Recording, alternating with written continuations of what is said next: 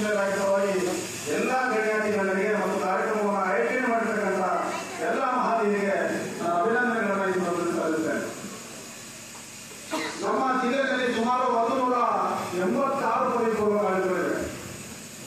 ನಮ್ಮ ಇಲಾಖೆ ಏನ್ ಹೇಳ್ತಂದ್ರೆ ಪಾಲಕರ ಸಭೆಗಳನ್ನಾಗಲು ಮಕ್ಕಳ ಪ್ರಗತಿಯ ಬಗ್ಗೆ ಚಿಂತನೆಯನ್ನ ಮಾಡಿ ಮಕ್ಕಳ ಪ್ರೋಗ್ರೆಸ್ ರಿಪೋರ್ಟ್ ಅನ್ನ ಪಾಲಕರಿಗೆ ಕೊಡಬೇಕು ಅಂತಕ್ಕಂಥ ಒಂದು ನಿಯಮ ನಮ್ಮ ಪದವಿ ಪೂರ್ವ ಶಿಕ್ಷಣ ಇಲಾಖೆಯಲ್ಲಿದೆ.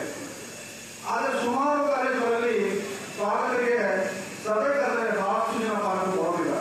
ನಿಜವಾಗ್ಲೂ ಕೂಡ ಇವತ್ತು ಎಲ್ಲಾ ಪಾಲಕರು ಈ ಕಾರ್ಯಕ್ರಮದಲ್ಲಿ ಪಾಲ್ಗೊಂಡಿರಲ್ಲ, ನೀವೆಲ್ಲರೂ ಕೂಡ ಅಭಿನಂದನೆಗೆ ಅರ್ಹರು.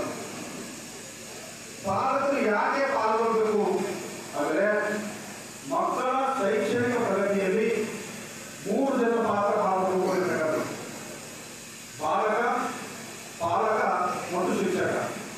ಈ 3 ಜನರು ಸೇರಿಕೊಂಡ್ರೆ ಖಂಡಿತವಾಗಲೂ ಕೂಡ ನಮ್ಮ ಮಕ್ಕಳ ಭವಿಷ್ಯ ಉಜ್ವಲ ಆಗಲಿಕ್ಕೆ ಸಾಧ್ಯತೆ ಆಗ್ತದೆ.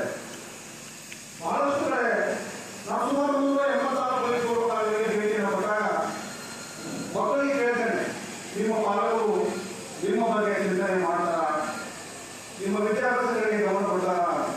ಸಾಮಾನ್ಯವಾಗಿ ಬಹಳಷ್ಟು ಕಾಲೇಜುಗಳಲ್ಲಿ ಬಹಳಷ್ಟು ಕಡೆಗಳಲ್ಲಿ ಪಾಲಕರು ಮಕ್ಕಳ ಒಂದು ಪ್ರಗತಿಯ ಬಗ್ಗೆ ಗಮನ ಕೊಡಲಿಕ್ಕೆ ಆಗೋದಿಲ್ಲ. ಕಾರಣ ಏನು ಅಂದರೆ ಅನೇಕ ವಿದ್ಯಾರ್ಥಿಗಳು ನಮ್ಮ ಸರ್ಕಾರಿ ಕಾಲೇಜಿಗೆ ಬರ್ತಕ್ಕಂಥ ಮಕ್ಕಳು ಬಡ ರೈತರು ಮಕ್ಕಳಿರ್ತಾರೆ, ಕೂಲಿ ಕಾರ್ಮಿಕರ ಮಕ್ಕಳಿರ್ತಾರೆ, ಎಲ್ಲೋ ಕಾರ್ಮಿಕರ ಮಕ್ಕಳಿರ್ತಾರೆ.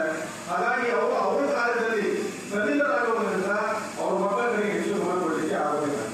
ಅದಕ್ಕೆ ನಾವು ಪ್ರಾಂಶುಪಾಲರು ಮತ್ತು ಉಪನ್ಯಾಸಕರಿಗೆ ಹೇಳೋದೇನು ಅಂದರೆ ಪೇರೆಂಟಲ್ ಕೇರ್ ಅಂತಕ್ಕಂಥ ಏನಿದೆ, ಪಾಲಕರು ಕೊಟ್ಟಕ್ಕಂಥ ಗಮನ ಜವಾಬ್ದಾರಿ ಇದೆ, ಆ ಜವಾಬ್ದಾರಿಯನ್ನ ನಮ್ಮ ಶಿಕ್ಷಕರು, ನಮ್ಮ ಉಪನ್ಯಾಸಕರು ಮತ್ತು ಪ್ರಾಂಶುಪಾಲರು ತಿಳ್ಕೊಳ್ಬೇಕಾಗ್ತದೆ.